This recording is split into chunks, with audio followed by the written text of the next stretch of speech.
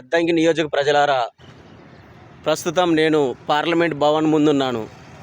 Parliament Bhavan ముందు అనేక media ఛానళ్లతో నేను ఇంటర్వ్యూ ఇవ్వడం జరిగింది.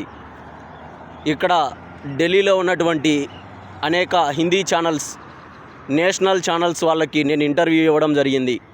అద్దంకి నియోజకవర్గం గురించి నేను మాట్లాడడం జరిగింది.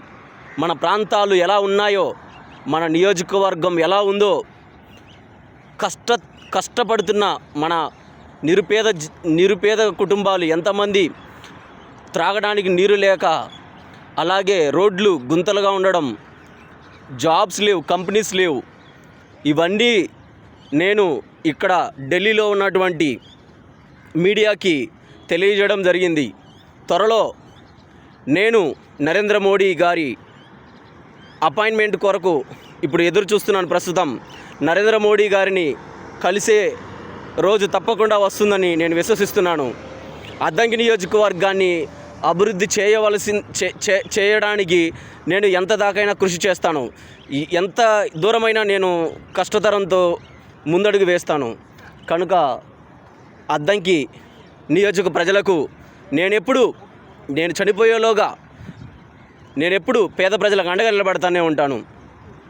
అద్దంకి నియోజకవర్గం అభివృద్ధి చేసిందాకా నేను పోరాడుతూనే ఉంటాను. నా లక్ష్యం, నా ధ్యేయం, పేదవాడి రక్తం గొప్పది, పేదవాడి రక్తం ఎన్నటికీ చెదరదు, పేదవాడి రక్తం విలువైనది. కాబట్టి పేదలకు మేలు జరగాలి, పేదలు కంటతడి పెట్టొద్దు.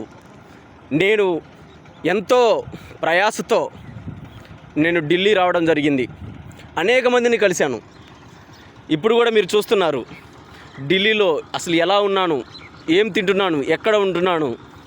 ప్రజలారా, మీకు నేను నా గురించి కాదు చెప్పవలసింది, నేను మీ గురించి నేను ఎంతోమంది దగ్గర కాళ్ళు పట్టుకోవడం జరిగింది.